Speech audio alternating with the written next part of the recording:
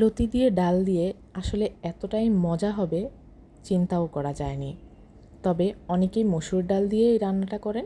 আজকে আমি রান্না করেছি বুটের ডাল দিয়ে। সবাইকে আসসালামু আলাইকুম, কেমন আছেন সবাই?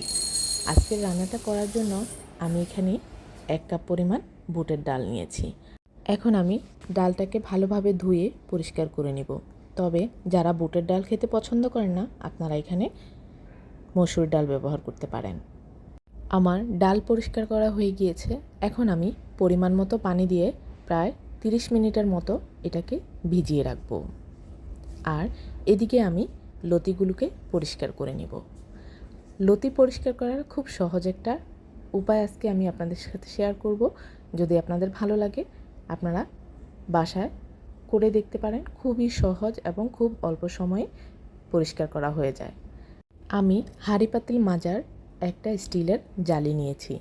আর এই জালি দিয়ে আপনি লতির এক মাথা থেকে ধরে টান দিবেন, তাহলে উপরের যত খোসা সব উঠে চলে আসবে। আপনারা দেখতেই পাচ্ছেন আমি কিভাবে লতির খোসাটা ছাড়িয়ে নিয়েছি। লতির খোসা এভাবে ছাড়ালে খুব সহজ এবং খুব তাড়াতাড়ি হয়। অনেকেই লতি কাটতে অনেক সময় লাগে, তার জন্য লতি খেতে চান না। আজকের এই টিপসটা ফলো করলে আপনি খুব সহজে খুব তাড়াতাড়ি লতি কাটতে পারবেন।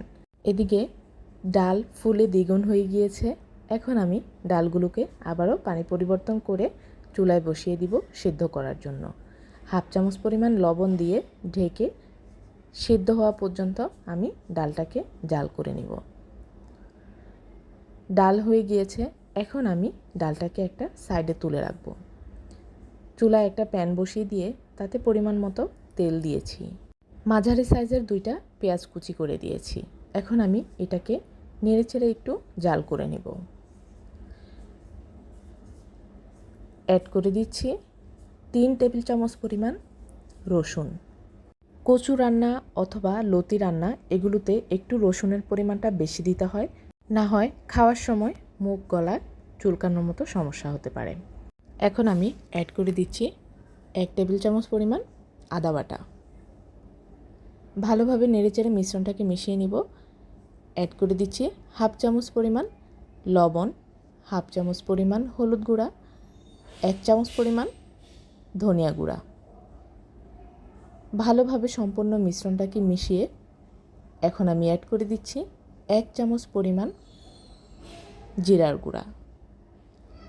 এখন আমি 1/2 কাপ পরিমাণ পানি দিয়ে মশলাটাকে ভালোভাবে কষিয়ে নিব। তবে খেয়াল রাখবেন চুলার জাল কোনোভাবে হাই হিটে দেওয়া যাবে না, লো মিডিয়াম হিটে রেখে রান্নাটা করতে হবে। অ্যাড করে দিয়েছি 1/2 চামচ পরিমাণ মরিচ গুঁড়া। তবে ঝালের পরিমাণটা আপনারা স্বাদের উপর নির্ভর করে দিবেন। এখন আমি লতিগুলো দিয়ে ভালোভাবে মশলার সাথে মিশিয়ে 2 থেকে 3 মিনিট কষিয়ে নিব। এখন আমি অ্যাড করে দিচ্ছি সিদ্ধ করে রাখা ডাল। ভালোভাবে লতিগুলোর সাথে সম্পূর্ণ মিশ্রণটাকে মিশিয়ে দিতে হবে। এখন আমি এটাকে ঢেকে 10 মিনিটের মতো রান্না করে নেব। আমার লতি রান্না প্রায় হয়ে গিয়েছে, লতিটা সিদ্ধ হয়ে গিয়েছে। এখন আমি এটাকে তুলে পরিবেশনে চলে যাব। আজকের এই মজাদার রেসিপিটি যদি আপনাদের ভালো লাগে তাহলে যারা ফেসবুক পেজ থেকে দেখছেন প্লিজ আমার পেজটিতে লাইক ও ফলো দিয়ে কমেন্টস করে জানিয়ে দিবেন কেমন হয়েছে। আর যারা ইউটিউব চ্যানেল থেকে দেখছেন প্লিজ আমার চ্যানেলটি সাবস্ক্রাইব করে পাশে থাকা বেল আইকনটি ক্লিক করে রাখবেন, এমন আরও সহজ সহজ নতুন রেসিপি পাওয়ার জন্য। তাছাড়া রেসিপিটি যদি আপনাদের ভালো লাগে তাহলে শেয়ার করে রাখতে পারেন আপনার পার্সোনাল প্রোফাইলে এবং শেয়ার করে দিতে পারেন পরিবার পরিজনদের সাথে ও বন্ধু মহলের সাথে। আজকের এই ভিডিওটি কে কোথা থেকে দেখছেন প্লিজ আমাদেরকে কমেন্টস করে জানাতে ভুলবেন না। আজ এই পর্যন্তই। সবাই ভালো থাকবেন, সুস্থ থাকবেন। ফিরে আসবেন নতুন কোনো রেসিপি নিয়ে। আল্লাহ হাফেজ।